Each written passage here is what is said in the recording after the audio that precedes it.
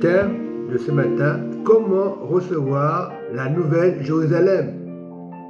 Je dis bien, comment recevoir la nouvelle Jérusalem de Christ.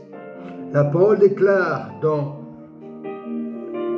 la Révélation, ou de l'Apocalypse, je veux dire, voilà, Dieu nous montre au verset 12, celui qui vaincra, je ferai de lui une colonne, le temple de mon Dieu, le temple de mon Dieu, et il n'en sortira plus.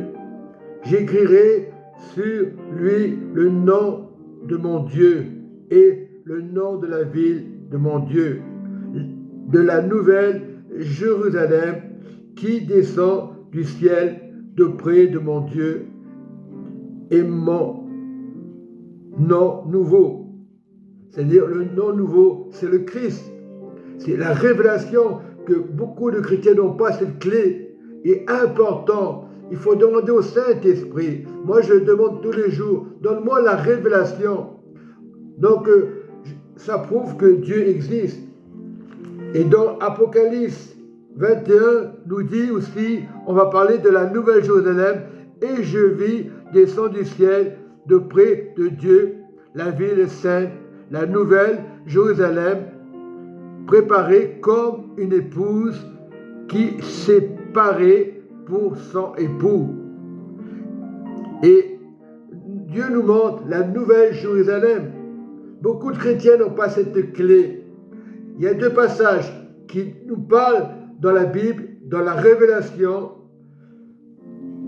Apocalypse 3 au verset 12, Apocalypse 21 verset 2. C'est une révélation dans le monde entier. Rien à voir aux religions. Et celui qui a cette clé est sauvé. On parle tellement de la croix par le sang de Jésus, mais révélant les choses de Dieu, l'existence de Dieu. Aujourd'hui, on va à droite, à gauche dans les assemblées, on n'a pas la clé. On grandit dans les prêches des pasteurs, dans les cellules de prière. Mais la seule révélation, c'est ces paroles qui ont existé avant la fondation du monde. Dieu souhaite une terre sainte. Dieu ne veut pas de guerre. Au temps de Adam et Ève, il y avait l'obéissance. Et Dieu, par le plan magnifique, avait créé son plan, avait créé la nouvelle Jérusalem qui est aujourd'hui dans le ciel. Nous partirons joyeux tous en un clin d'œil. Dieu ne peut pas mentir. Beaucoup de chrétiens se disent c'est la science-fiction. Ce n'est pas de la science-fiction. Il y a une réalité des choses. Il y en a qui sont païens. Il y en a qui sont athées. Dieu ne regarde pas ces choses-là. Dieu regarde au cœur. Et aujourd'hui, on cherche à droite, à gauche. Mais celui qui persévère, celui qui a l'amour, celui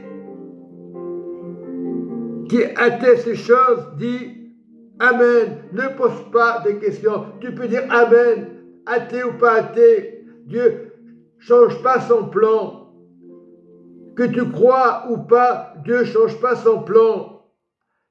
Adam et Ève ont existé. Et Dieu n'est pas des choses sales de ce monde. Nous sommes dans le monde, mais notre histoire, c'est recevoir la révélation. Nous sommes sauvés, vos enfants sont sauvés. Mais Dieu n'est pas sur la terre des choses qu'on fait. On va inventer des Bibles, des Corans. C'est pas ça qui regarde Dieu. Dieu regarde l'excellence du royaume. Nous sommes sauvés. Mais il faut renoncer à tout ce que nous faisons. Travailler pour le royaume. C'est bien de travailler pour les pasteurs, mais si tu n'as pas cette révélation, tu vas être perdu, comme une cloche qui sonne dans tous les sens. Mais nous devons être dans la révélation de Christ. Apocalypse 3, verset 12. Apocalypse. Oui, important. 21, verset 2. C'est des choses, c'est comme ça, et c'est pas compliqué. Jésus a existé, Jésus a accompli le plan du royaume du Père. Et ces révélations, ces 2 points, il faut les mettre en pratique. Premier point, révélation. On dit Apocalypse 21, verset 2, c'est une révélation. Apocalypse 2, verset 12, c'est 2 points à garder. Principal, nous cherchons à droite, à gauche les Écritures, mais Dieu a tout accompli. Marche avec ton Seigneur Jésus, chemin. Et si tu marches dans le chemin, tu ne peux pas te tromper. C'est le Saint-Esprit qui le dit, ce n'est pas moi. Soyez bénis. Amen.